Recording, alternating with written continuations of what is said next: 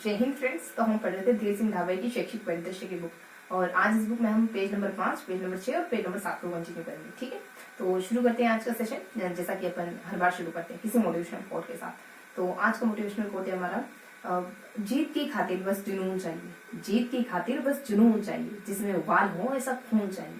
यह आसमान भी आएगा जमीन पर, बस इरादों में जीत की गूंज चाहिए, बस इरादों में जीत की गूंज चाहिए। यानी सबसे पहले आपको अपने आप पर एतबार होना चाहिए, है ना, कि आप पढ़ सकते हैं। देखो, अगर आप ही अंदर से ये फील करोगे कि आप पढ़ सकते हो, तब तो मंजिल मिलना काफी मुश्किल हो जाएगा। तो अपने आप पर विश्वास रखो, आप पढ़ सकते हो। भले किसी दिन लगे कि नहीं हो रहा है, नहीं हो रहा है, तब भी विश्वास बनाए रखो कि नहीं, अगर अच्छे से पढ़ेंगे तो जरूर कर लेंगे। ठीक है, तो शुरू करते हैं आज का सेशन। तो देखो, आज हम कहने को तो देखो 3 पेज पढ़े, लेकिन इन 3 पेजेस में कोई खास जानकारी गिवन है नहीं। इस वजह से मुश्किल से 7 से 8 मिनट का सेशन रहने वाला है। बेसिकली इस सेशन में अपन दीक्षा पोर्टल के बारे में जानेंगे और एसआई के बारे में जानेंगे थोड़ा सा। ठीक है, तो इन 2 को पढ़ेंगे, जितनी भी जानकारी इसमें गिवन है उसको पढ़ेंगे। ठीक है, आप बहुत ज्यादा इधर नहीं जाएंगे, बहुत ज्यादा इधर जाने की जरूरत भी नहीं। तो आज हम कुछ पेज नंबर 5, 6 और 7 को पढ़ने वाले हैं। ठीक है, तो आज के टॉपिक में हम क्या क्या कवर करेंगे। आज के टॉपिक में बेसिकली हम 2 प्रोग्राम को कवर करने वाले हैं। और कौन से 2 प्रोग्राम? पहला तो अपन कुछ एसआईक्यू के बारे में और दीक्षा पोर्टल के बारे में पढ़ेंगे। तो दीक्षा के बारे में पढ़ेंगे और एसआईक्यू के बारे में पढ़ेंगे। एसआईक्यू के छोटा सा सेशन रहने वाला है, क्योंकि अपन 3 पेज छोटा है ना, तो 3 ही पेज पढ़ेंगे, इससे ज्यादा नहीं पढ़ेंगे। 3 पेज करते हुए बुक को कंप्लीट करेंगे। ठीक है, तो दीक्षा क्या है और एसआईक्यू क्या है? देखो, दीक्षा एक ऐसा पोर्टल है जो एक बच्चे के लिए भी और टीचर के लिए भी। वहीं एसआईक्यू क्या है? एसआईक्यू एक ऐसा प्रोग्राम है जो 1 से 5 तक के बच्चों के लिए 2017 में आता है, 2015 में आता है। ठीक है, और ये वेंकैया नायडू के उपराष्ट्रपति वेंकैया नायडू के द्वारा लॉन्च किया गया। थोड़ा सा ध्यान रखेंगे, एक्चुअली उपराष्ट्रपति वेंकैया नायडू के द्वारा दीक्षा पोर्टल को लॉन्च किया गया था। बस अब इनमें क्या जानना है? देखो, इनमें बेसिकली कुछ मूल बात जाननी है, जैसे ये पोर्टल का बातें हैं, किससे जुड़े हुए हैं, इनसे जुड़ी कोई अदर बातें हैं क्या, है, और ये बच्चों की टीचिंग में कैसे हेल्प करते हैं, ये सब जानना है। तो देख लेते हैं दीक्षा पोर्टल में क्या क्या है। देखो, दीक्षा पोर्टल बेसिकली 2017 में आता है। 5 सितंबर 2017 को आता है, टीचर्स डे के दिन। और ये टीचर्स के लिए भी हेल्पफुल है और ये बच्चे के लिए भी हेल्पफुल है, 1 से 12 के बच्चे के लिए भी हेल्पफुल है। इस पे टीचर के लिए सिलेबस वगैरह प्रोवाइड करवाया जाता है, मतलब टीचर को एक ऐसी सामग्री मुहैया करवाई जाती है जिससे वो बच्चे को अच्छे से पढ़ा सके, यानी शिक्षक सहायक सामग्री टीचर को मुहैया करवाई जाती है।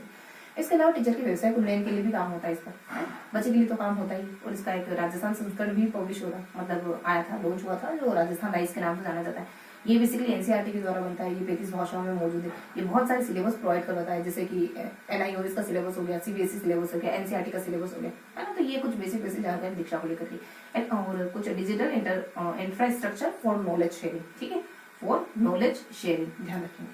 और वही ऐसे कि state initiative for quality education, तो क्वालिटी एजुकेशन के लिए उठाया गया कदम है, एक प्रोग्राम है। ध्यान रखेंगे कि इसमें ना 3 चीजें शामिल। क्वालिटी के लिए क्या करा सरकार ने?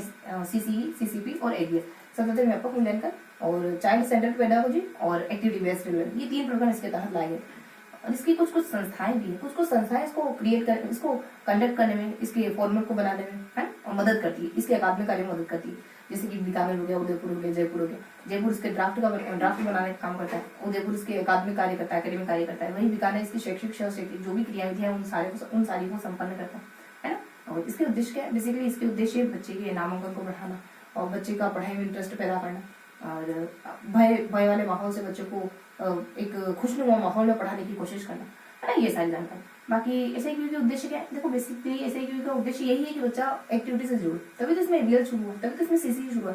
बच्चे के सर्वांगीण विकास पर जोड़ देता है एसआईक्यू। तो ये कुछ मोटा मोटी 5 से 7 बातें, ये थोड़ा सा बड़ा है रादर देन एसआईक्यू। तो फटाफट से देख लेते हैं एसआईक्यू क्या क्या है। तो ये दोनों 1 सेकंड रुकेंगे, बस 1 सेकंड। हाँ, देखते हैं अपन कि एसआईक्यू में क्या है। बेसिकली ना एसआईक्यू कब आता है? ध्यान रखेंगे 5 सितंबर 2017 को एसआईक्यू आता है। ये 2015-16 को आता है। ठीक है, इसको लेकर अदर बातें क्या है? इसको लेकर ये बेसिकली टीचर के लिए, शिक्षक के लिए प्लस एक छात्र के लिए, दोनों के लिए, 1 to 12 के बच्चों के लिए। ये सिर्फ और सिर्फ प्राथमिक बच्चों के लिए। किसके लिए?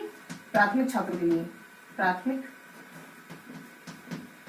है ना, प्राथमिक कक्षाओं के लिए बेसिकली, प्राथमिक कक्षाओं के लिए। अब थोड़ा इससे जुड़ी कुछ अदर बातें, थोड़ा फैक्चुअल बातें हैं, उनको देखेंगे कि बेसिकली ये एनसीईआरटी द्वारा कंडक्ट है। इस पर एनआईओएस, है ना, और सीबीएसई बोर्ड, और एक एनसीईआरटी हो जाता है। इसका सबका मतलब इन सबका सिलेबस मौजूद है। बाकी ये 35 से ज्यादा भाषाओं में मौजूद है ना, इसका कंटेंट। इसके अलावा ये 1 platform, 1 nation 1 platform one platform, है ना, स्मूथ थीम पर बेस्ड है। बाकी ये सभी के लिए, जैसे कि कोई निजी संस्था हो गई, कोई सहकारी संस्था हो गई, कोई सरकारी संस्था हो गई, है ना, इन दोनों के बीच की होती है सरकारी, इन सब के लिए कंटेंट मुहैया करवाता है। एक शिक्षाविद के लिए भी, एक शिक्षक के लिए भी। शिक्षाविद और शिक्षक थोड़ा अंडरस्टूड रखेंगे, है ना। और कुछ दीक्षा राइस भी बनता है, दीक्षा एक ऐप भी है दीक्षा, ठीक है, दीक्षा राइस। दीक्षा राइस बेसिकली राजस्थान से जुड़ा हुआ है, Rajasthan initiative for school education करके, और इसका एक लोगो भी है, मतलब एक आदर्श वाक्य है कि आप हमारे शिक्षक हमारे आदर्श करके, है ना। और एनसीईआरटी द्वारा, SIERT के द्वारा इसको कंडक्ट करा जाता है, ठीक है। तो ये कुछ बेसिक सी बातें हैं, और थोड़ा ध्यान रखेंगे कि हाँ चलो ठीक है। मैं बता रही थी आपको कि इसका निर्माण किसने करा, तो इसका निर्माण एनसीईआरटी ने करा, जबकि SIQR का निर्माण किसने करा, दो तीन बहुत महत्वपूर्ण संस्थाएं ध्यान रखेंगे। यूनिसेफ हो जाती है, तो एक SIQR मतलब SIERT हो जाती है, एक माध्यमिक शिक्षा बोर्ड बीकानेर हो जाती है, और एक बोर्ड शिक्षा समिति हो जाती है, ठीक है। तो जब उसको पढ़ेंगे तब ध्यान रखेंगे। तो ये कुछ दीक्षा राइस को लेकर के, दीक्षा ऐप भी है ना, ध्यान रखेंगे। और ये पोर्टल बेसिकली वेंकैया नायडू के द्वारा लॉन्च किया गया था, उपराष्ट्रपति, थोड़ा सा ध्यान रखेंगे, ठीक है। और बस ये टीचर के लिए कैसे काम करता है, शैक्षिक उन्नयन के लिए, टीचर के शैक्षिक उन्नयन के लिए भी काम करता है। इसका उद्देश्य क्या है, तो बेसिकली इसका उद्देश्य ठहराव, है ना, बच्चों का ठहराव है ना? और ज्यादा से ज्यादा नामांकन है, ये सारे इसके उद्देश्य, ये सारे इसके उद्देश्य। तो ये बस इतनी सी जानकारी इसको लेकर के अब थोड़ा सा SIQ में नोट कर लेते हैं। इसमें क्या है, उसे कुछ खास तो है नहीं, ध्यान रखेंगे। इसमें 3 प्रोग्राम चले, CCE, देन CCP, ठीक है, इसके अलावा ABL, ability based learning, okay. Then इसमें थोड़ा सा ध्यान रखेंगे कि इसका निर्माण किसने करा, तो माध्यमिक शिक्षा बोर्ड है, तो ठीक है, माध्यमिक शिक्षा बोर्ड को ध्यान रखोगे, और यूनिसेफ को ध्यान रखोगे, है ना, यूनिसेफ को ध्यान रखोगे। वहीं SIERT को ध्यान रखोगे, उदयपुर की संस्थान SIERT को ध्यान रखोगे, बोर्ड शिक्षा समिति को ध्यान रखोगे, है ना, इन सब ने मिलकर इसका निर्माण किया, ठीक है। इसके अलावा ध्यान रखेंगे SIQ में बेसिकली इससे जुड़ी कुछ संस्थाएं ध्यान रखेंगे, ठीक है। बीकानेर के द्वारा इसका सह शैक्षिक कार्य करे जाते हैं, उदयपुर के द्वारा इसके अकादमिक कार्य करे जाते हैं, जयपुर के द्वारा इसके ड्राफ्ट बनाने का काम किया गया, ठीक है। तो ये बातें हैं कुछ SIQ को लेकर।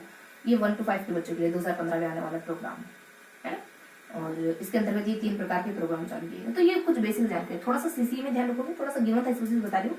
बेसिकली CCE है ना, RT के जो RT एक्ट 2009 है ना, वो कहता है कि CCE की उसकी धारा 29 कहती है कि बच्चों की पढ़ाई गतिविधि पर आधारित होनी चाहिए, इस वजह से CCE प्रोग्राम आता है। SIQ को CCE का ही नवनिर्मित रूप मानते हैं, ठीक है।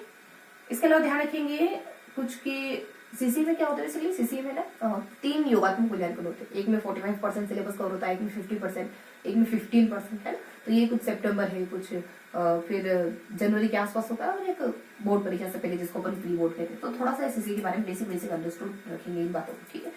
तो ये था हमारा आज का पूरा सेशन, जिसमें हमने बहुत थोड़ी सी जानकारी दीक्षा के बारे में और राइस के बारे में, ठीक है, क्योंकि अपन पेज को सेंटर करके पढ़े। अब अगर ये पेज अगर आप देखते हो तो आपको साफ पता चल जाएगा कि पेज से इतना कुछ नहीं पढ़ा है, और पेज से छूट जाए ऐसी कोई बात भी नहीं मिलेगी आपको। तो ये था हमारा आज का सेशन। अगर आपको बुक पढ़नी तो आप डिस्क्रिप्शन बॉक्स में लिंक देख सकते हैं, ठीक है, और विजिट कर सकते हैं। बुक आपको टेलीग्राम पर अवेलेबल है, ठीक है। फिर मिलेंगे इसी अगले सेशन में, तब तक के लिए हंसते मुस्कुराते रहिए, दिल लगाकर पढ़ाई करते रहिए। जय हिंद।